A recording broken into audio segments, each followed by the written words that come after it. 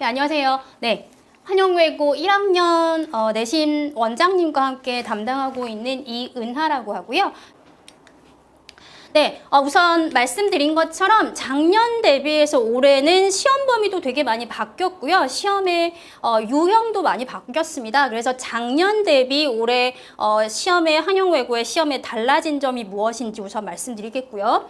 2023년에 지금 심영독 심화영어 독해 시험과 영어 시험이 시험 범위가 어떤 것들이 들어갔는지 상세하게 말씀드리겠고, 시험 분석 전반적으로 해드리겠습니다. 어떤 영역에서 몇 %에 해당하는 어떤 문항수의 문제들이 출제가 됐고 각각의 영역에서 어떤 유형으로 패턴으로 디테일하게 문제들이 나왔는지 설명드리겠고요. 기출예들 잠깐 보실 거고 그 다음 내신 대비 수업 소개에 대해서 설명드리고 그 뒤에 좀 정규반 관련해서도 잠깐 슬라이드 보여드리고 그 다음에 Q&A 시간 갖도록 하겠고요.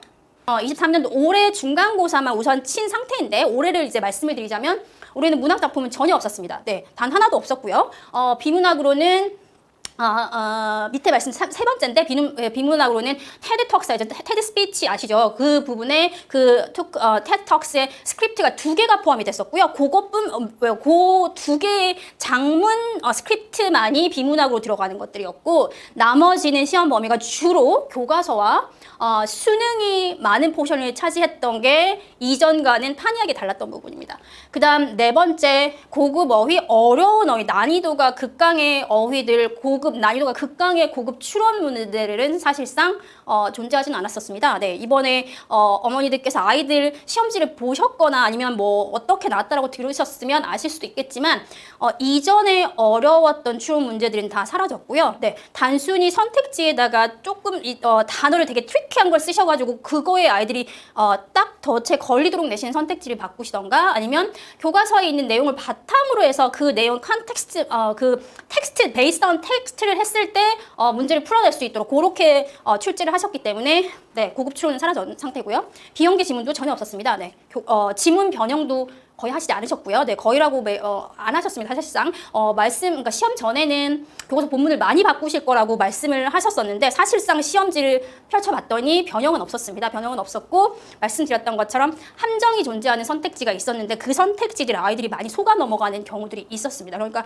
시험지를 다시 한번 제가 설명의 준비를 위해서 살펴보니까 아이들이 실력이 부족했다기보다는 시험에 대한 긴장감이 너무나 압도적이었어서 본인 실력들을 발휘 못한 것들도 있고 배웠던 부분에 응용을 못했던 것도 있고 시간적 압박까지 있으니까 선택지를 정확하게 판단하지 못하고 문제를 풀었던 것들이 많이 보였습니다. 그래서 아마도 마인드 컨트롤을 잘 하지 못해서 첫 시험이고 얼마나 긴장을 했겠어요. 그러니까 잘하고 싶은 욕심들도 많이 있는 아이들이라서 네, 그 부분이 아마 시험에 많은 영향을 끼쳤던 것 같은데 그게 좋은 영향으로 끼치지 못하고 좀 부정적인 영향으로 끼쳤던 것들이 보이는 시험이고요.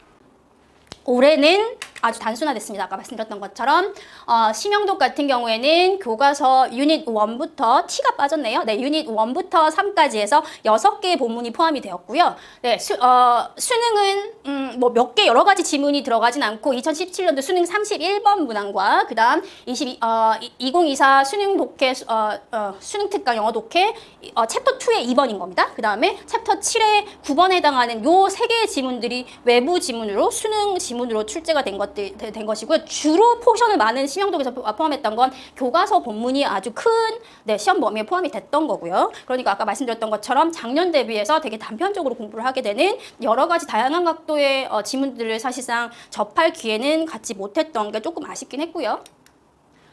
영어 시험 범위입니다. 영어 시험 범위도 이제 교과서 능률 기매 레슨 1부터 3까지가 포함이 되었고요. 그 다음 아까 말씀드렸던 비문학으로 들어갔던 테톡스에 해당하는 스크립트가 2개가 들어갔습니다. 네, 2개가 장문인데 이제 긴 스크립트 전체가 들어간 게 아니라 거기서 몇 개를 좀 끊어오셔가지고 포함을 시키셨고요. 그 다음 2022년 수능 완성의 지문이 17개가 포함됐습니다. 순서 배열과 문장 삽입과 어법 어휘 문항들을 좀 골라내셔가지고 사실은 학교에서 배부된 그 자료는 문항수가 한 6개가 더 있었는데 그건 또 고난이도라고 빼신 상황이었었고요. 네, 전체적으로 지문이 17개가 포함이 되었던 게 영어 시험의 범위였습니다. 네, 우선 심영독부터 말씀해 드리자면 문항력 분석을 차트로 지금 만들어서 보여드리는 거고요.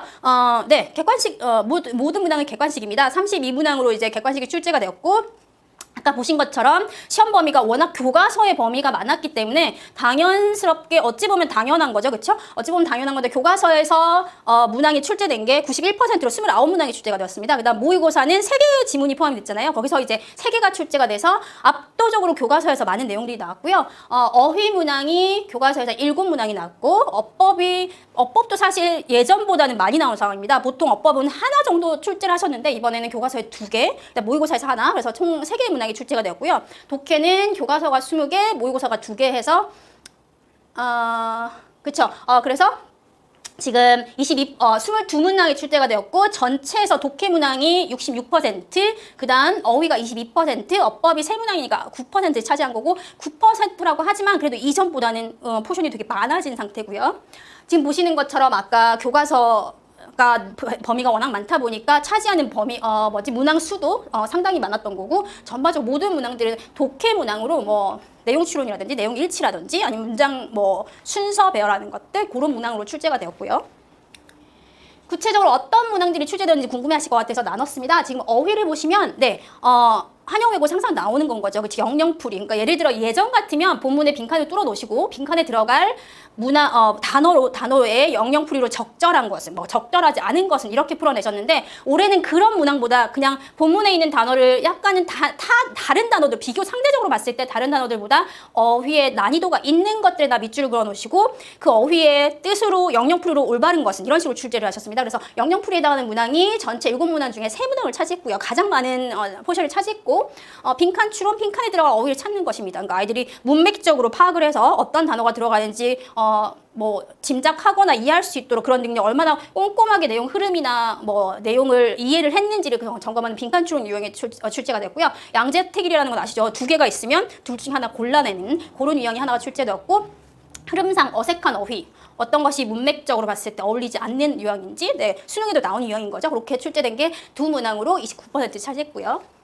어법 문항입니다. 어법은 우선 3개 아까 보신 것처럼 앞전에서 3개가 출제가 됐다고 그랬었는데 교과서에서 2개였고 수능에서 하나, 모의고사에서 하나였었는데 문맥상 오류가 있는 것을 고르거나 아니면 문맥상 적절한 어법을 밑줄을 주시고 그 부분이 문맥적으로 적절한지 적절하지 못한지 선택하는 문제가 출제됐고요. 관계사, 이번에 수업할 때도 제가 관계사 부분에 대해서 아이들에게 전체적으로 정리가 된 필기 노트까지 전달하고 했었는데 관계사의 역할에 대해서 주격 관계된 본문에 있는 언더라인 쳐놓으시고 관계대명사, 주격 관계대명사 역할이 같은 걸 찾으라고 하는데 단순히 저희가 보는 일반고들이나 다른 타학교들에서 그냥 같은 역할을 찾는 게 아니라 선택지 자체가 그 관계대명사에 대해서 영어로 쭉 설명이 돼 있는 것을 보고 그것이 같은 용도로 쓰인 걸로 찾는 것이었습니다. 그러니까 사실상 관계사의 역할이라고 하더라도 어떻게 보면 독해를 다시 또 다른 개념의 독해를 해야 되는 그 관계사의 역할을 영어로 서술해 놓은 것을 보면서 같은 역할이 같은 것 그걸 찾아내는 것들이기 때문에 사실은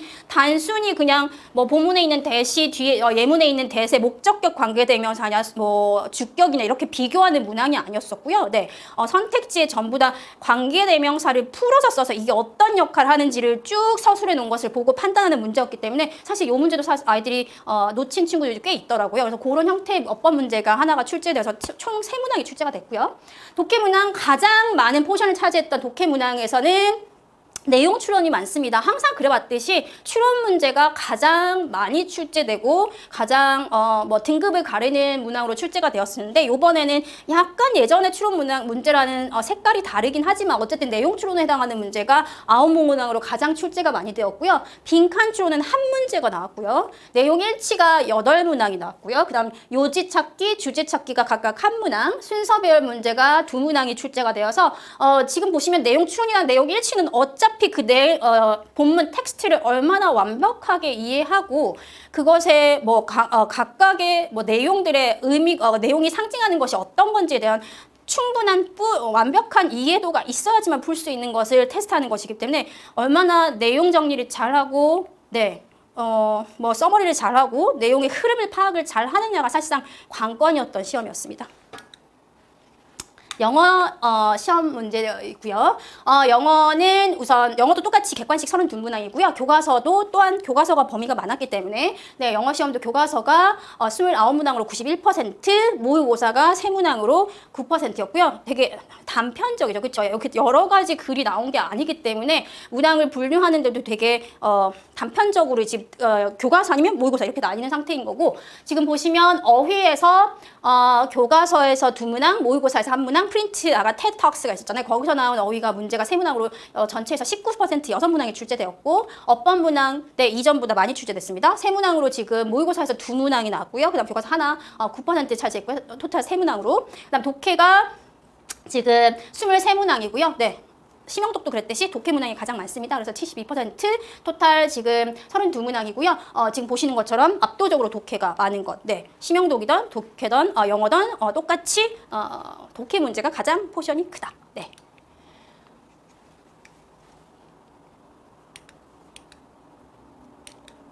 네, 영어 시험 문항별 분석을 보시자면 우선 어휘에서는 적절한 어휘 찾기 문항이 3문항이 출제되었고, 흐름에 맞지 않는 어휘. 그러니까 예전 같으면 영영풀이를 해서 이제 그러니까 빈칸 처리를 해놓으시고 거기에 들어갈 적절한 어휘의 영어 영영풀이가 바른 것은, 아니면 빈칸에 들어갈 어휘가 적절한 것은, 이런 식으로 내셨는데 완전히 시험이 거의 패턴이 바뀌었습니다. 그 영영정의에 해당하는 것은 영어 시험에 대해서는 출제되지 않았습니다. 그래서 적절한 어휘, 그렇지 않은 어휘를 찾는 것이 6문항으로 이제 반반씩 half and half로 이제 나왔고요. 그다음 밑줄어법 오류 찾기가 밑줄 그어놓고 오류를 찾는 것, 그게 하나 나왔었고, 밑줄어법은 옳은 것을 찾는 게 2문항이 출제가 되었고요.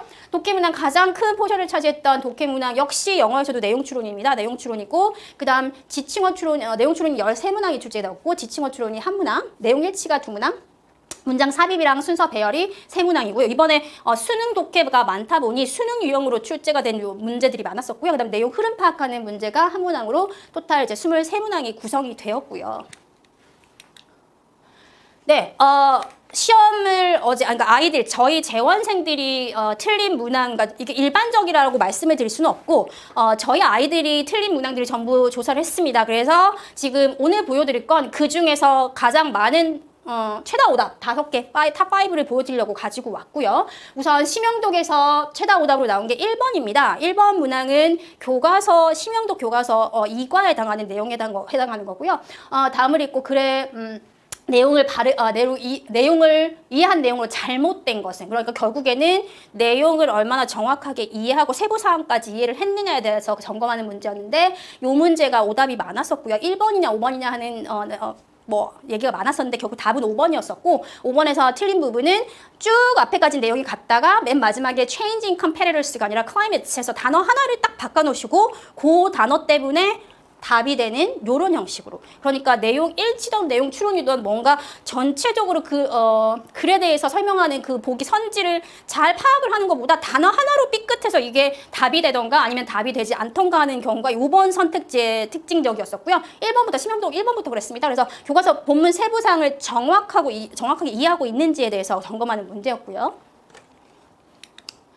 또 다른 오답입니다. 지금 이 부분도 교과서 내용이었었고요.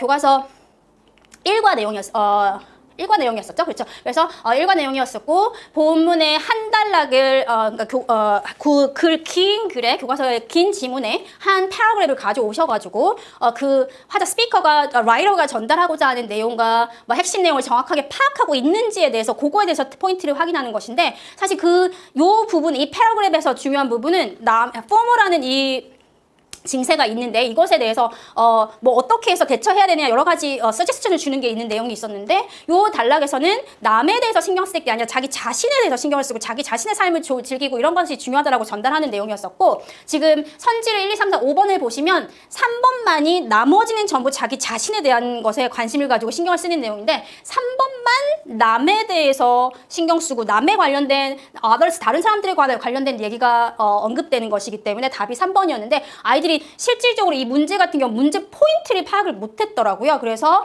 많은 오답이 나왔던 거고, 이 단락의 패러그래프의 핵심이 뭔지를 서머라이징하고 여러 차례 했는데도 아까 말씀드렸던 것처럼 긴장을 많이 하고 하다 보니까 적용을 적절하게 하지 못한 것 같아요. 그래서 그래서 이 단락에서의 핵심 내용이 뭔지를 정확하게 파악하고 있는지에 대해서 점검하는 문제가 지금 8번으로 출제가 되었고, 아이들이 많이 틀렸던 문제였습니다. 세 번째 최다 오답은요, 지금 시험지를 보시면 이 큰 시험지에 본문이 한 페이지로 끝나지 않습니다. 한 페이지 넘어가서 뒷페이지 반까지, 그러니까 한쪽 이렇게 분할을 했을 때 시험지를 그러면 분할했을 때 반 페이지 앞에 반 페이지, 뒤쪽에 반 페이지 넘어가서 더 길게 이제 지문이 나오는 경우가 있어서 지금 보시는 것처럼 지문이 엄청나게 깁니다. 교과서를 끊어 오시는 게 거의 뭐 전부를 끊어 오셔가지고 그거를 지금 제시하시고 그 글을 읽고 난 뒤에 이제 문제를 푸는 것이고요. 네, 윗글 읽고 이해한 내용을 가장 적절한 것은 자, 이 경우에는 또한 아까 보셨던 문제와 똑같이 교과서의 세부사항을 정확하게 이해하고 있는지에 대한 점검이고 이 내용도 본문에 보면 인간이라는 것이 inherently 뭐 타고난 게 원래 타고난 것이 남에 대한 동정심을 가지고 있는 부분이라는 말이 반복적으로 나옵니다. 그러니까 인간은 그렇게 타고나는 거니까 모든 인간에 해당하는 거죠. 근데 선택지 2번을 보시면 most people이라고 되어 있습니다. 그러면 most가 틀린 거죠. 그렇죠? 그러니까 그 부분의 답을 선택해야 되는데 아이들이 그걸 미처 생각을 못 했더라고. 보통 선지가 only나 most 이런 한정사들이 나오면 답인 경우들이 많이 있거든요. 그 꼬임에 그러니까 아까 말씀드린 함정을 파놓은 그 부분에 아이들이 탁 걸려버려서 네, 긴장한 나머지 네, 문제를 다른 선택지를 선택한 게 많았었고요. 이 문제도 교과서 본문에 있는 내용들 세부 사항을 얼마나 이해를 잘 했고 네, 이해를 했더라도 적용을 못하면 또 소용이 없는 거긴 한데 그 자리에서 네, 선지를 보고 어느 부분이 본문과 일치하지 않는지를 찾아내는 것이었는데 아까 그 말씀드렸던 단어 하나 때문에 답이 되는 케이스가 또 다른 요 문제 요 케이스였습니다. 요 부분도 아이들이 많이 틀렸고요. 네, 트리키한 선택지를 날카롭게 찾아내는 능력을 요구하는 것이 네, 선생님들이 요구하셨던 의도하셨던 이 문제의 출제 의도시고요. 최다 오답도 앞에 나왔던 같은 지문에 해당하는 그 지문에 같이 이제 연결되는 문제입니다. 윗글에서 답을 찾을 수 있는 질문이 아닌 것은 네, 보통 네, 일반 고들에서 다른 학교에서도 많이들 출제를 하시는 것이고 본문에 있는 내용을 based on the context를 해서 지금 주어진 5개의 질문에 대해서 대답을 할 수 있는 그 세부 사항들이 거기 언급되어 있는지 아닌지를 확인하는 것이고요. 이 문제도 제가 확인하면서 너무 안타까웠던 것이 1번 같은 경우는 교과서에 있기는 했었습니다. 내용이 나오기는 했었는데 이 지금 주어진 긴 지문에서는 이 내용이 1번 Why does cyberbullying abound on the internet? 사이버불링이 왜 이렇게 막 인터넷상에서 막 퍼져나가는가 풍부하게 이렇게 막 생겨나는가 이 부분이 이 여기서 내용은 전혀 없습니다. 그러니까 교과서 지문을 학습했더라도 다시 한번 시험에서 에디팅돼서 나올 수 있기 때문에 빠르게 지문을 스캐닝하는 것이 반드시 필요합니다. 왜냐? 어떤 부분은 스킵하고 빼버리시는 경우들이 있기 때문에 단순히 내가 나는 교과서 내용을 다 알고 있어 라고 생각하고 문제를 풀어서는 절대로 안 되고요. 네, 지금 같은 경우 에디팅되어서 나오는 교과서 부분을 빠르고 정확하게 해서 정답을 찾아내는 것이 필요하기 때문에 반드시 시험장에서 지문이 길더라도 빠르게 속도를 내서 네, 내용이 어떤 것이 빠져 있는지 그런 걸 점검하는 게 필요했는데 그쵸, 아이들이 시험 시간에 긴장도 하고 시험지도 너무 길고 선택지도 너무 길다 보니 미처 그렇게 하지 못했던 것 같습니다. 그래서 지금 요 문제 같은 경우에 17번과 같은 지문에 해당하는 것에 연결되어 있는 문제고 21번 네, 요 문제도 오답이 많이 나왔던 문제고요. 요 문제가 아마 네, 조금 더 있군요. 네, 심화 영어 독해 이제 최다 오답 또 다른 문제는 지금 본문 밑줄의 의미 추론 능력을 점검하는 것인데 지금 요 부분도 네, 교과서입니다. 교과서 내용이고요. 네, 지금 단락별로 잘라 놓으시고 각각의 단락별마다 A, B, C, D에 해당하는 잘 안 보이실 것 같긴 한데요. 각각의 단락별 패러그램마다 A, B, C, D에 해당하는 밑줄 그어진 부분이 있고 그 밑줄 그어진 부분이 의미하는 게 다른 것과 다른 하나가 있습니다. 그러니까 각각의 이 밑줄 그어진 부분이 예를 들어 대명사 it이면 이 it이 뭘 지칭하는지에 대해서 정확하게 파악하고 있는지를 물어보는 것이고요. 네, 요 문제도 아이들이 되게 헷갈려 했더라고요. 그래서 본문에서 내용을 읽다 보면 어떤 거 오션이고 다른 것들은 뭐 오션 와일라이프를 얘기하는 것이고 여러 가지 그 밑줄 그어진 것 중에 하나는 다른 내용을 얘기하는 것들이 있었는데 지금 지문도 긴데다가 하나하나 확인하려 하니 시간이 정말 부족했을 것 같아요. 그래서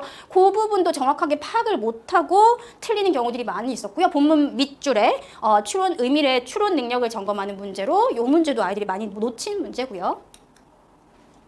이 지문과 같은 본문에 네, 금방 보셨던 요 지문에 해당하는 것과 연결된 밑줄친 A가 의미하는 내용을 적절하지 않은 것. 요 문제도 네, 본문의 밑줄이 본문이 어떤 내용이 있냐면 카본 다이옥사이드가 나오긴 했는데 access라는 단어가 붙어 있습니다. 그러니까 과잉해란 뜻이 있는데 지금 선지에서 그 단어가 빠져 있죠. 그러니까 내용이 적절하지 않은 거에서 네, B번이 답이 되는 것이고 아까 most와 마찬가지로 트리키한 선지를 아이들이 그 3점을 파는 부분에 대해서 네, 어차피 카본 다이옥사이드는 같은 거니까 이게 답이 될 수 없다라고 생각하고 다른 선지를 선택하는 경우들이 많이 있었고 또 이 경우에 이 문제 같은 경우에는 주어진 본문에 있는 restore라는 단어, 복구하다라는 이런 단어의 의미를 잘못 파악한 친구들도 많이 있어서 네, 요 문항도 지금 많이 틀린 오답으로 이제 선정된 거고요. 영어 시험입니다. 영어 시험은 사실상 심령독보다는 되게 평이하게 나왔습니다. 되게 평이하게 나오고 꼬인 문제도 거의 없었고요. 네, 되게 스트레이트포워드한 문제였었는데 다만 아이들이 전부 다 그리고 제가 보기에도 느꼈던 부분은 시간이 너무 부족했습니다. 선택지가 길었거든요. 늘상 그렇듯이 선택지가 길게 뭐 새롭게 한영이 올해만 선택지가 길게 나온 학교는 아니긴 하지만 어쨌든 선지가 길게 나오다 보니 그걸 문제를 앞에서 풀다 보고 보면 뒤쪽에서 시험 시간이 너무 부족했던 거죠. 그러니까 뒤쪽 가서는 다 미처 문제를 파악을 못하고 막 찍는 경우들도 있었고요. 네, 우선적으로 난이도 문제가 꼬여있다고 얘기할 수 있는 것들은 거의 없는데 다만 선지가 대단히 길었다는 부분, 그 부분이 특징적이고요. 지금 보시는 것처럼 이 부분은 네, 교과서 부분이 아니네요. 제가 잘못 적어놨습니다. 이 부분. 교과서 본문 세부가 아니라 이 부분은 지금 테드 턱스에 대한 얘기입니다. 테드 턱스에 대한 본문에 대한 얘기고요. 네, 세부 사항을 정확하게 이해하고 있는지 계속 말씀드렸죠. 모든 것들은 본문에 대해서 정확하게 이해하고 있는지에 대한 점검을 하는 문제들이 이번에 올해 중간고사에 많이 출제가 되었고 이 또한 윗글에 뭐 문단이 여러 개가 있는데 5개가 있는데 그 문단들에 대한 설명이나 이해가 잘못된 것에서 각 문단들에 대해서 설명이 잘못 들어가 있는 것들을 점검하는 거니까 결국에는 세부 사항을 명확하게 파악하고 있는지 그 부분에 대해서 점검하는 문제로 출제가 되었던 거고요. 네, 요 문항도 네, 아이들이 많이 틀린 부분이고요. 요것 또한 네, 지금 13번으로 오답을 하나 더 가져온 게 지금 요 부분도 테드 턱스에 있는 지문을 가져오셔가지고 지금 전체적으로 다음 윗글에 있는 Law of Diffusion of Innovation에 관한 내용이다. 밑줄 친 1번부터 5번까지 문맥상 잘못된 거, 문맥상 적절하지 않는 것을 찾아내는 것이니까 결국에는 뭐 본문의 내용도 흐름도 정확하게 파악하고 있어야 했고 본문의 밑줄의 의미를 정확하게 추론하는 능력을 점검하는 유형으로 출제가 되었었는데 아이들이 많이 놓친 문제고요. 네, 요거는 수능 지문입니다. 지금 수능 지문이 한 개가 이렇게 긴 게 아니고요. 수능 지문 여러 개를 이렇게 붙여 놓으신 겁니다. 이게 한영외고에서 많이 쓰시는 유형인데 여러 개 수능 지문 아니면 서로 토픽이 관련돼 있는 수능 지문을 같이 묶으셔서 마치 한 지문처럼 단락으로 쭉 배열하시고 거기에 관련된 문제들을 출제하시는 방법을 항상 사용하시거든요. 그래서 지금 보시면 A번에 있는 starfish가 갑자기 급증하는 그런 얘기 수능 지문에 있던 걸 지금 저희가 학습했던 내용인데요.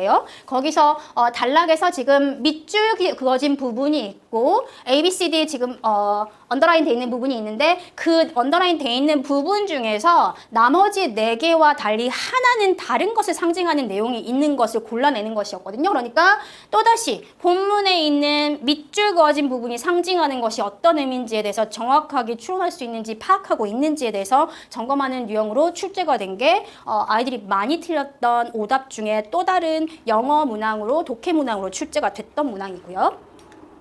네, 영어 문항은 사실상 아까 말씀드렸던 것처럼 선지가 길어서 그렇지 이렇게 난해하고 꼬인 상태로 나온 것들은 많이 없었어서 전반적으로 점수가 그렇게 나쁘지 않습니다. 심형독에 비해서.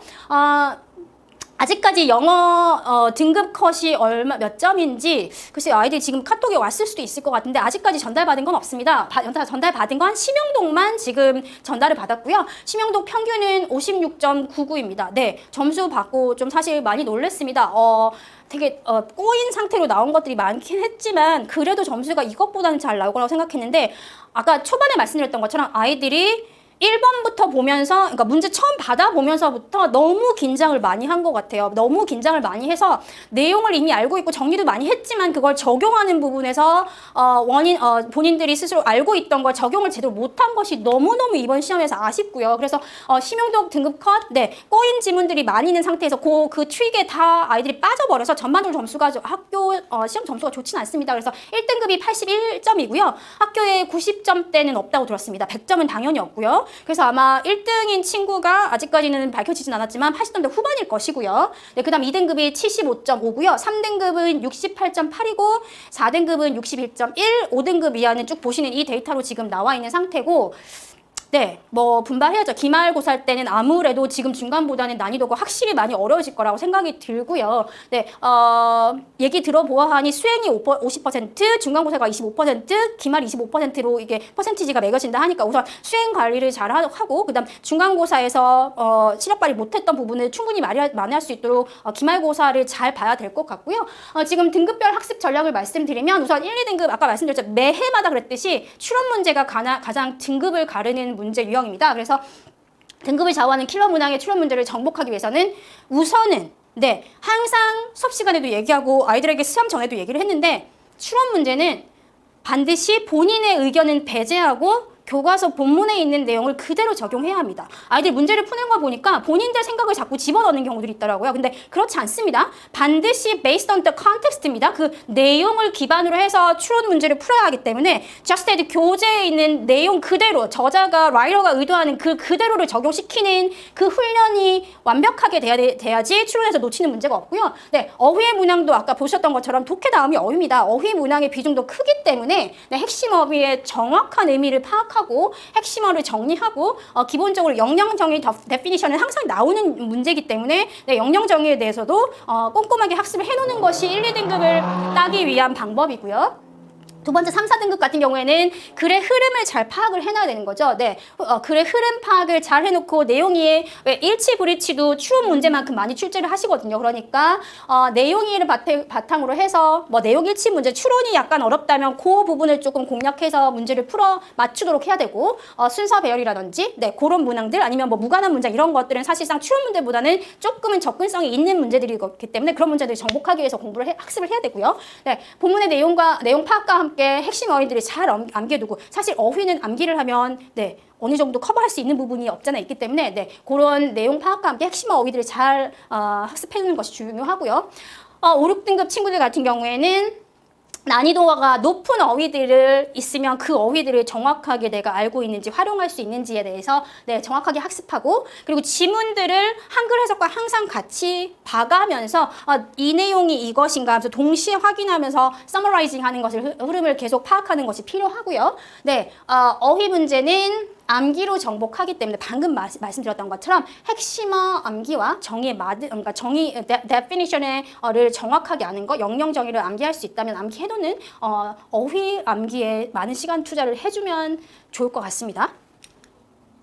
자, 이제 이번 주부터 기말고사 시험 대비가 들어가고요. 지금 아이들이 수요일부터 수련회를 간다고 하고, 어제까지 시험 범위 뭐 진도 나간 건 없는데 오늘 보니까 교과서 진도로 나간 게 있더라고요. 그리고 좀 중간고사 때랑 다르게 선생님들께서 OX 퀴즈를 지금 주셨더라고요. 그래서 아이들이 본문을 조금 더 이해하고 점검하고 학습할 수 있도록 지금 도움을 주시려고 하시는 것 같고요. 네, 암기가 해결책이 결코 아닙니다. 네, 한영은 절대 암기가 해결 방법이 아닙니다. 시험을 잘 치기 위한. 아이들이 습관적으로 중학교 때 보여서 본문을 암기하는 게 있어서 자꾸 암기하려는 습성이 있던데 그렇지 않습니다. 이번 시험에서 극명하게 드러났습니다. 작년 같은 경우에는 교과서 본문에 밑줄을 그어놓고 거기에 들어갈 뭐 문장을 찾아내라, 아니면 밑줄을 그어놓고 들어갈 어휘를 찾아내라고 출제가 많이 되었었는데 그런 문제가 올해는 거의 없습니다. 그러니까 단순 암기를 많이 한다는 걸 학교에서 알고 계시는 것이에요. 그러니까 것이니까 이제 더 이상 그렇게 암기로 뚫고 나갈 수 있는 것이 아니라 내용을 철저하게 이해하고 정리하는 것이 필요합니다. 그래서 암기가 해결책이 아니고 정확한 내용 이해와 요약, 흐름 파악을 하는 것이 필요하고요. 본문 밑줄, 아까 보셨죠? 밑줄 그어놓고 그 의미가 같은 것은, 그것이 의미하는 것은 하는 유형들이 지금 다수 출제되기 때문에 본문의 밑줄 의미의 추론 훈련이 필요할 것 같습니다. 그래서 어떤 A라는 단락에서 이 부분과 같은 맥락에 해당하는 부분이 프레이즈가 어딘지 그런 것들을 점검하는 훈련이 필요할 것 같고요. 네, 앞뒤 문장 관계 추론을 하는 것도 훈련이 필요한 상태고요. 추론 문제 문제들이 많이 나오기 때문에 단락별로 true, false 문제를 자꾸 풀다 보면 내용이 다시 이해가 되고 정리가 되기 때문에 추론 문제를 풀기 전에 OX 아까 선생님들께서 학교 선생님들께서 지금 배부하셨다고 했는데 그거와 마찬가지로 true, false를 많이 정확하게 해놓으면 내용이 자연스럽게 정리되고 이해될 수 있기 때문에 단락별 true, false 문제 학습을 하는 것이 필요하고요. 네, 핵심어 정리, 영영 definition 학습하는 건 뭐 예전이나 올해나 똑같이 적용되는 학습 전략이고요. 네, 선택지가 길죠. 본문도 길고 선택지도 깁니다. 모든 것이 긴 상태입니다. 시간이 절대적으로 부족합니다. 그렇기 때문에 긴 선택지를 빠르고 정확하게 읽어내는 훈련을 하는 것이 중요하고요. 마지막으로 네, 제가 이건 정말 말하고 싶었습니다. 아이들한테도 얘기할 텐데요. 마인드 컨트롤을 잘하는 것이 중요할 것 같습니다. 시험을 봤을 때 되게 떨리고 긴장하는 부분이 있는데 그 부분에서 지고 들어가면 절대 안 되고요. 네, 배운 부분을 정확하게 잘 적용을 하려면 본인이 학습한 걸 후회 없이 활용을 하기 위해서는 네, 선지가 이상하게 꼬여 있다고 해서 거기에 끌려가서는 안 되고 네, 이성적으로 판단해서 내가 했던 학습과 이게 내용이 일치하는지 아닌지 정확하게 판단해서 적용하는 거 쉽지 않죠. 네, 사실 저도 말을 하지만 쉽지 않다는 거 알고 있습니다. 그러니까 어쨌든 좀 calm한 자세를 유지하는 것이 정말 필요할 것 같고요.